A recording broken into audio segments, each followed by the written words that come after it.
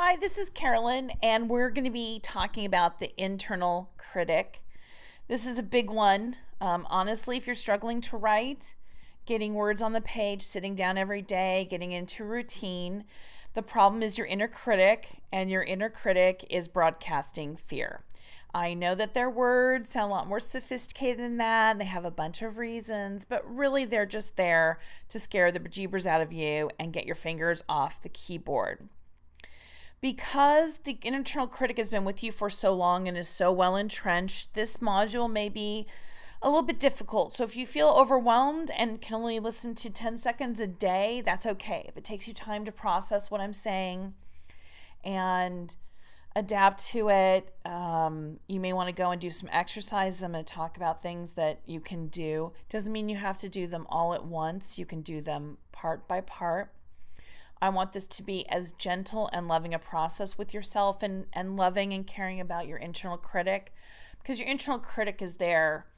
They think to save your life. They feel like writing is so incredibly scary. It's risking your soul. It's risking your life. So they're providing a very important function, because if it was true, they would be saving your life. They would be saving your soul. Unfortunately, the internal critic has been given some really bad information. First of all, there's no way to damage your soul. Sorry, can't be done. Your soul is your soul is your soul. It may be covered in gunk, and I know my journey, my adult journey, has been just clearing off my soul. My soul was fine. It was great.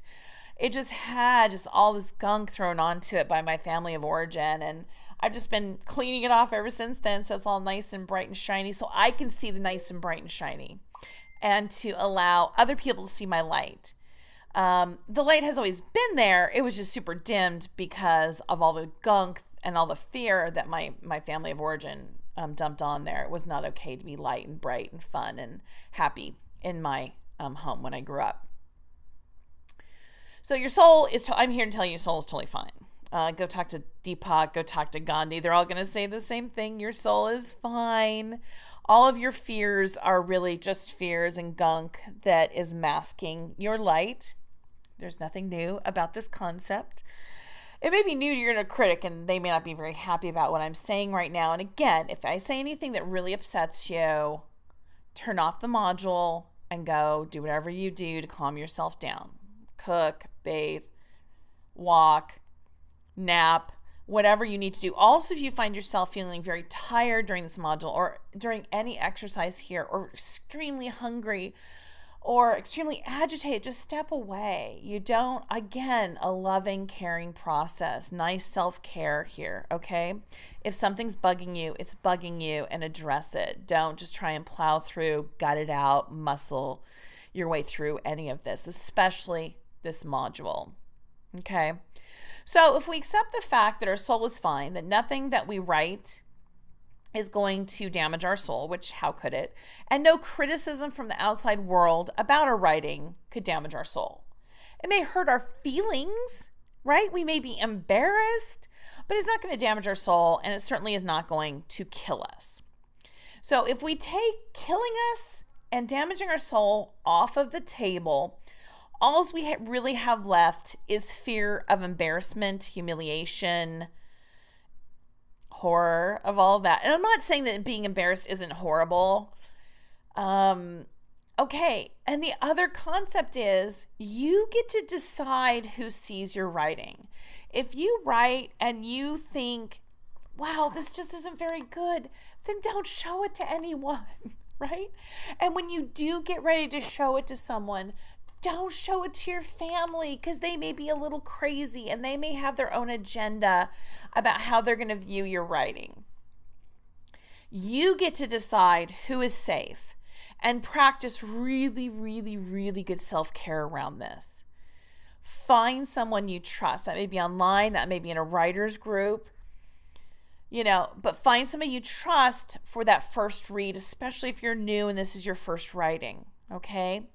Find someone gentle and loving and caring so that you don't get kind of bitch slapped on your first outing. I get bitch slapped all the time. Again, if you ever feel bad about yourself, go read my 1 stars. There's like 500 of them on 30 pieces of silver, okay?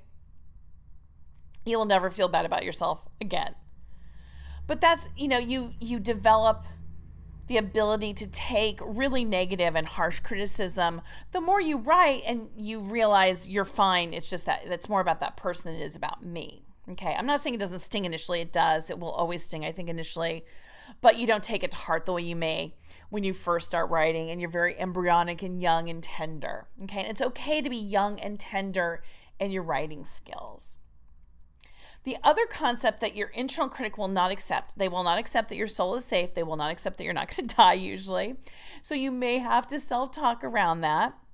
The other thing they absolutely hate the concept of is there's a learning curve. For some bizarre reason around the arts, and this isn't just writing, it is singing, it is acting, it is clay animation, is that for some reason in the arts, there is no learning curve. Either you have it or you don't, and you're fantastic and perfect to start with, or you shouldn't even try, which is ludicrous. Can you imagine telling that to a brain surgeon? Right? Before they've had any training, anything. Hey, either you're a brain surgeon, you do this perfectly, or you're out of here. A mechanic. Dude, if you don't know how to fix this carburetor right now with absolutely no information and no practice, then you're out. In no other profession but the arts do we have this expectation, and it's a societal expectation.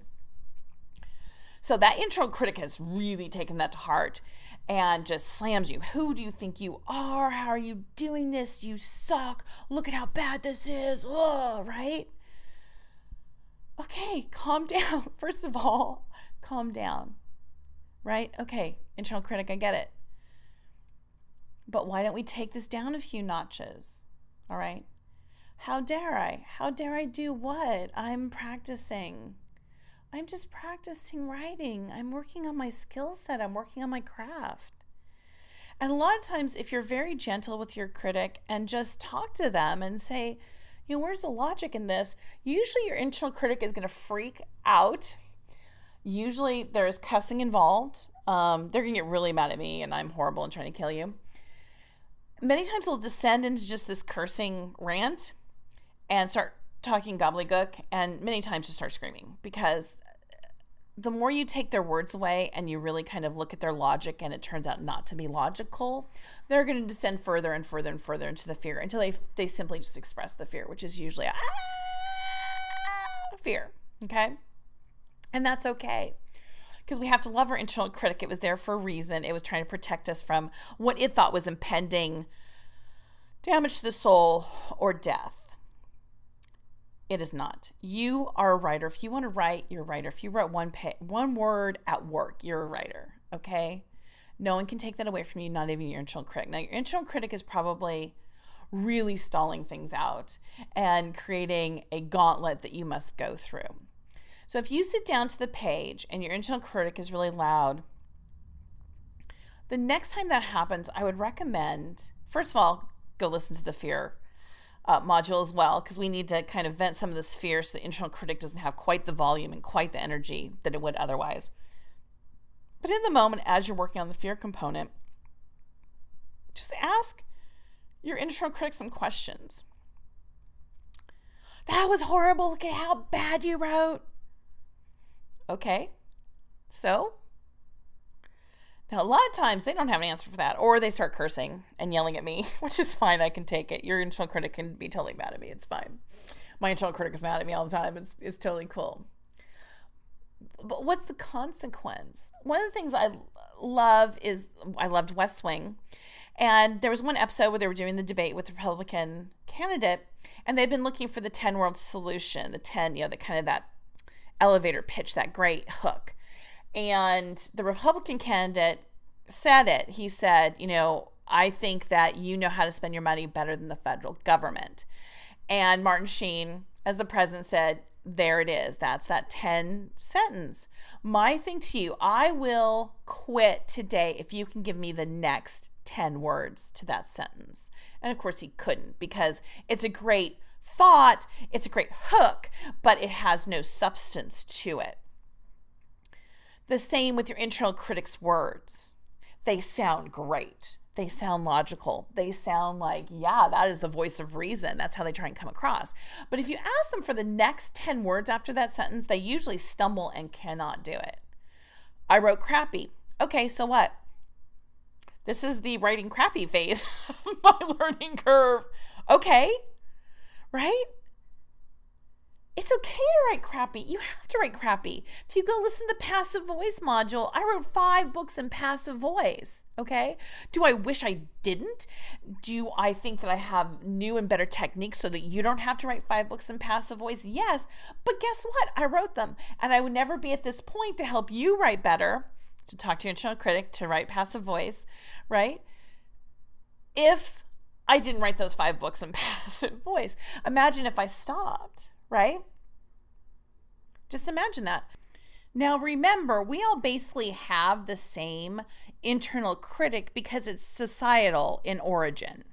That Stephen King threw Carrie away. He wrote the manuscript Carrie and threw it away. His internal critic was so incredibly strong that he actually threw the book away.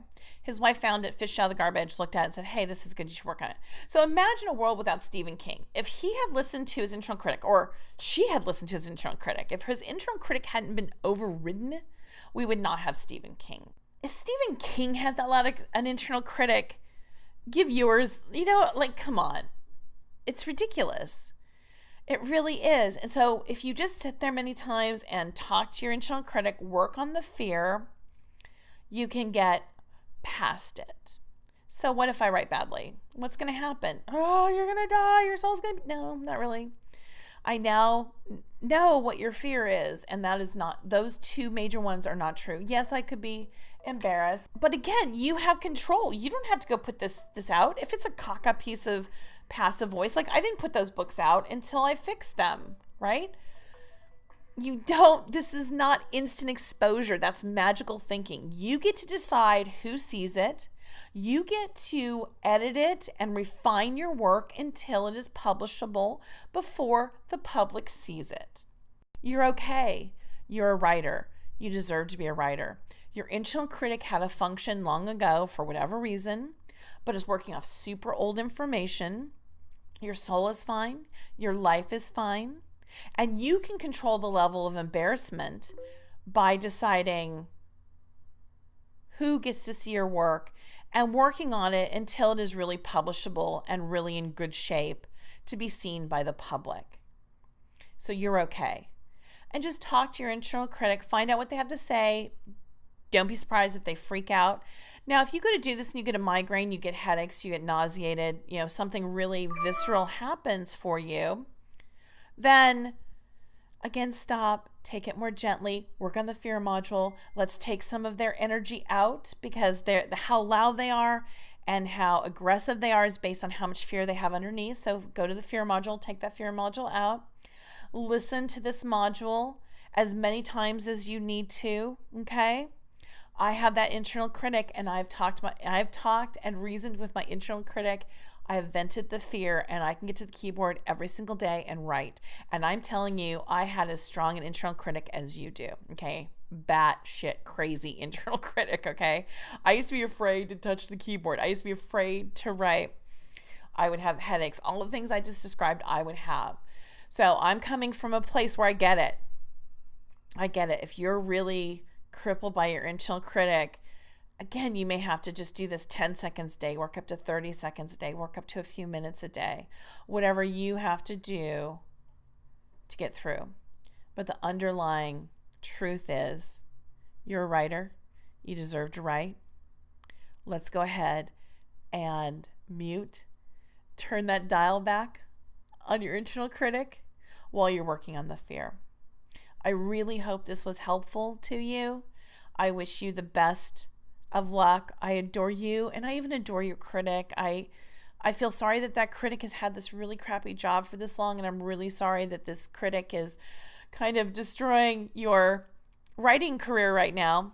But I have absolute faith that once you talk to this internal critic and explain the situation and update them on the knowledge, and that once the internal critic allows you to start writing and sees the process and sees that the world doesn't end and your life isn't destroyed, that they just naturally also kind of calm down about all this. Once again, the only way to write better is to write more.